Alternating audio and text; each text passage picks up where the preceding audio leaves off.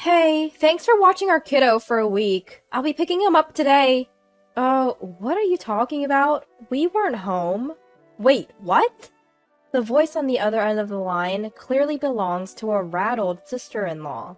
So, where is my son right now? My name's Sophia, a 34-year-old stay-at-home mom. I've been married to John for 4 years. We moved in with John's parents last year, sharing the home with them.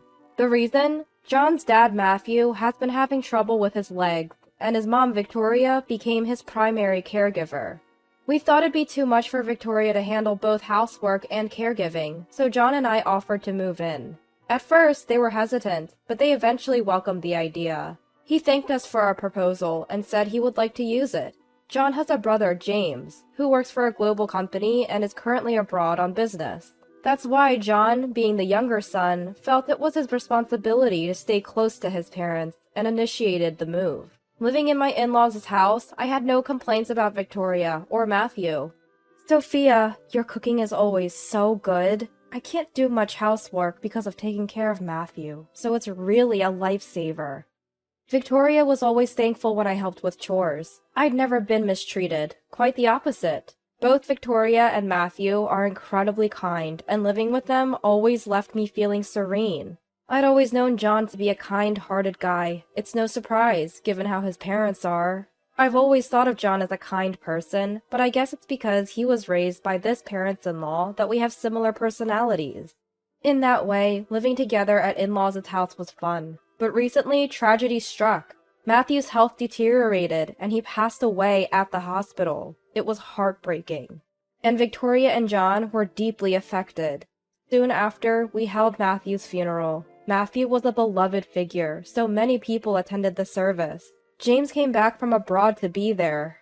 John, Sophia, thank you for taking on so much responsibility. As the eldest son, I should have been the one to stay with Dad. Don't worry about it, bro. Your job overseas is important. That's right. I found happiness living with Matthew and Victoria. Thanks, both of you. I have to head back to my assignment, so please continue to look after Mom. James thanked us and left, clearly feeling bad that he couldn't be more involved. He seemed to feel sorry for not being able to get involved in household affairs. After Matthew's passing, we continued living with Victoria in her home. Not just because James asked us to, but because we were genuinely worried about Victoria, now alone. Victoria seemed deeply saddened ever since the funeral. Both John and I were cautious in our interactions with her. We didn't want to make her feel overwhelmed, so we carried on as usual, being attentive to her needs along the way. Gradually, Victoria started feeling better. Thanks, both of you. I'm okay now. Sorry for worrying you. Victoria said that, smiling warmly, just like before. Both John and I were glad to see Victoria back to her old self. From then on, the three of us lived peacefully as a family. However, there was someone who had recently become a nuisance. That was Olivia, my brother-in-law's wife. Hello! Looking forward to another great day! Oh, she's back again. Olivia frequently drops off her son Alexander with us. Alexander himself isn't a bad kid. In fact, he's quite well behaved. However, Olivia leaves her child with us without considering our plans. At first, we thought it might be a good distraction for Victoria, who had just lost Matthew. Seeing her grandchild would likely lift her spirits. And indeed, Victoria seemed happy spending time with Alexander. But it was becoming exhausting with how often Olivia was dropping him off. Apparently, Olivia works part-time on the weekends and can't take care of her son during that time. Alexander is only 5. He can't stay home alone. Victoria must be free now that she doesn't have to take care of Matthew anymore. That's what Olivia selfishly claimed. She wasn't wrong, but that didn't make it okay to impose her child on us. I wonder why she doesn't work during the weekdays when Alexander is at preschool. That way, she could pick him up after work. It's puzzling. Do you think my brother knows about this? I mean, if he's in a global company, does she even need to work this much? John and I had that conversation. When Alexander gets dropped off during the weekends, John can't relax after work. I also have a part-time job during weekdays, so I'd rather have a peaceful weekend with John and Victoria. Our plans get thrown off when Olivia suddenly shows up to drop off her child. Finally, John and I asked Olivia to minimize the frequency of her visits. We have our plans too, you know? It's troublesome when you keep leaving Alexander here. Oh, what plans could possibly be more important than my job? Olivia retorted defensively. John shot back. Why don't you consider working weekdays? Alexander is at preschool then, so there's no need to leave him here. This infuriated Olivia. How terrible! You people don't care about family at all. It's sad to have relatives like you, Olivia says, getting emotional. She screams so loudly that John and I were taken aback. Sophia, John, let it be. I enjoy spending time with my grandson, so it's no problem for me. Victoria stepped in to mediate.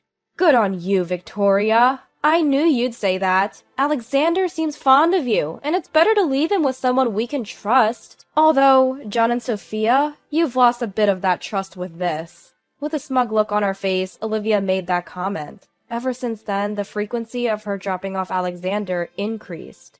Lately, she's even been bringing him over from preschool until the evening on weekdays. I was surprised to find Alexander at home when I returned from my part-time job. Sure, it's tough for her to look after the kid alone while James is away on a business trip, but she's definitely taking advantage of us. At this rate, we're practically taking care of Alexander half of the month. Once he's with us, we often end up feeding him lunch, snacks, and sometimes even dinner. And Olivia doesn't give us any money for food or anything. The burden keeps increasing on our end, and it didn't sit well with me. But Victoria accepts everything, so neither John nor I could say anything further. Amidst all this, an unexpected incident occurred. The weather had been scorching hot. The moment you step outside, you're dripping with sweat. Though we were all cautious, one day I came home from my part-time job to find Victoria had collapsed. We immediately called an ambulance, and they confirmed it was heat stroke. Luckily, she fell just before I got home, so she was alright, but she had to be hospitalized for some time. I got so focused on housework, I didn't realize I was overheating. I'm really sorry for worrying you. It's okay, Mom. Thankfully, you're safe now. John and I were chatting with Victoria in her hospital room. We were relieved, but we had planned a family trip, set to depart the day after tomorrow. If Mom's in the hospital, the trip's going to be a problem. Yeah, we'll need to cancel. As we were discussing this, Victoria had a suggestion. Why don't you two go ahead without me? But Mom, we're worried about you. Right, we can't just leave you behind and go. Victoria insisted. You two always help me out, so now's the time to have some alone time as a couple. I'll be fine, I'm in a hospital after all. Feeling encouraged, we decided to proceed with the trip. It's a waste to have to pay the cancellation fee for 3 people. If I'm the only one who doesn't want to go, maybe I can change it without having to pay anything. After being encouraged so much, we decided to go on a trip as well. John is also on summer vacation, so we decided to go on a trip as planned. John and I got into the car early in the morning on the day of the trip, and headed for our Ocean View hotel. We were so excited for a trip as a couple after so long. We even stopped at various shops on the way and had a good time. We found some knickknacks that Victoria would like in a chic boutique. As we were thinking about grabbing some lunch at a cafe, my phone rang. It was Olivia. Sophia? Why aren't you answering your phone? Huh? I called an hour ago and even sent messages. Oh, sorry. We're out at the moment. Must be nice, going out while I'm working. Huh? And so, the usual passive-aggressive comments began. So there I was, thinking everything was fine, when Olivia dropped a bombshell. Look, I left Alexander by the front door. Take him inside and look after him, would ya? What? All right, you handle the rest. Wait, hold on a sec. Before I could say anything more, she hung up the phone. I tried to call her back several times, but it seemed she had turned off her phone, probably annoyed with my constant calling. I immediately consulted with John. Even though it wasn't that hot today, it's still summer. Leaving someone outside for hours could lead to heat stroke. And seriously, who leaves a 5-year-old alone outside? Problem was, John and I were already far from home, as we'd left early in the morning. Seeing me panic, John calmly said, Relax, let's think this through. I'll call bro, he's probably off work today. With that, John called James. Fortunately, James picked up quickly, and John explained the situation. James was shocked and gave us the contact number for Olivia's parents right away. John then called Olivia's parents, explained the situation, and they agreed to pick up Alexander. Turns out it was a blessing in disguise. Olivia's parents lived only about an hour's drive from us, so they could pick up Alexander without much trouble. Apparently, Alexander was sitting in the shade, looking distressed. Olivia's parents quickly gave him some water and took him to their house. He was safe for now. John and I felt relieved and went on to enjoy our trip. But man, Olivia is one exhausting person. We agreed that we needed to give her a piece of our minds. But what happened next was beyond what we could have expected. About a week later, Olivia called me. "Hey, thanks for watching Alexander for a week. I'll pick him up today." She spoke as if she'd done nothing wrong. "What are you talking about?" "What do you mean, what? Got a heat stroke and lost your mind? I said I'm coming to pick up Alexander." "We weren't even home." "What?" "We were out of state when you said you left Alexander at our doorstep. Couldn't come back." Olivia was clearly shaken over the phone. "Then where's Alexander?" "He's at your parents' place." "At my parents'?" "Yes, they've been watching over him." "No way!"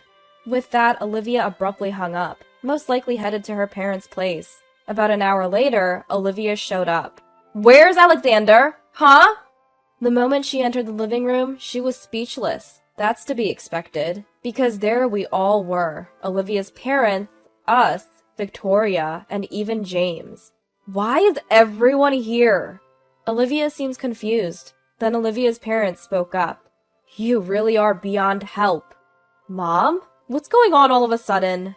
"Word is, you've been dropping off Alexander at James's parents way too often, haven't you?" "Well, I've been busy with work, so it's just on weekends." "That's no excuse. Dropping him off every single weekend?" "I also heard from James's mother that you've been leaving him there on weekdays, too." Olivia's mother and father were confronting her like this. Feeling cornered by her own parents, Olivia defended herself. "I'm working, you know. It's okay for me to get a little support. Victoria and John are free anyway." James then chimed in to counter Olivia's justification. "I've been transferring you enough money, haven't I? You even said you needed more, so now I'm sending you $3,000 a month for living expenses, and you're saying that's not enough?" "Yes, that's right. $3,000 is not enough." Olivia was becoming increasingly defiant. Any reasonable person would think you could live quite comfortably with $3,000 a month for living expenses when it's just you and a small child. That's when Victoria sighed. "Olivia, why don't you just stop lying?" "What? I'm not lying!" "You're not really working, are you?" Stunned, Olivia's eyes widened at Victoria's words. "I am working!" "Then please, tell us where you're working." Under Victoria's scrutiny, Olivia started to panic. Victoria then pulled out an envelope and spread its contents on the table.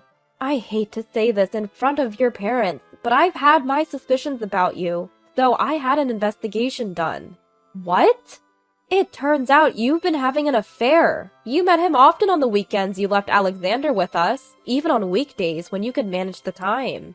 Victoria began laying out photos as proof of the affair. "Stop! Don't display those pictures like that!" Frantic, Olivia tried to hide the pictures. "What you've done is a betrayal to all of us. James, who's been working hard on business trips. Sophia and John, who's been caring for Alexander. And most of all, you've betrayed Alexander." It seemed Olivia finally realized the gravity of her actions. Olivia finally broke down and apologized deeply in front of us. "I'm really sorry. Can you find it in your hearts to forgive me?" Olivia kept apologizing, but some things can't be fixed that easily. James walked up to Olivia and handed her a piece of paper. "These are divorce papers. Let's end our relationship." "What? I don't want a divorce." "Shouldn't have had an affair, then." "James is right. I'm ashamed to say you're my daughter. Stop causing trouble and just agree to the divorce." "No way!" No one in the room was on Olivia's side. Eventually, Olivia signed the divorce papers, sealing the end of her marriage with James. James was granted custody of their child. He spoke to his company about the situation and decided to return to the US sooner than planned. Although this cost him a potential promotion, James said, "Life with Alexander is more important." And they're now living together in an apartment near our family home. As for Olivia, she's been sued for alimony by James and her affair partner. She was also disowned by her parents and is working desperately to pay off her monthly installments. Olivia had wanted to see Alexander, but Alexander himself refused. Apparently, Olivia was too absorbed in her phone to take care of him and often neglected his basic needs. Who would want to be involved with someone like that? Turns out, Olivia's affair partner was also married, and now his wife is suing her as well. Even worse, he decided not to divorce, leaving Olivia with massive debt and losing everything: her child, James, and her parents. From now on, she'll live a lonely life, with most of her earnings going toward alimony payments, but she brought it all on herself. It's the punishment she deserves for her betrayal. Meanwhile, John and I are living happily with Victoria, and since Alexander and James live nearby, we regularly go out for meals or have barbecues in our in-laws' backyard, enjoying quality family time. I plan to continue cherishing this family I love so much and live out my days in happiness.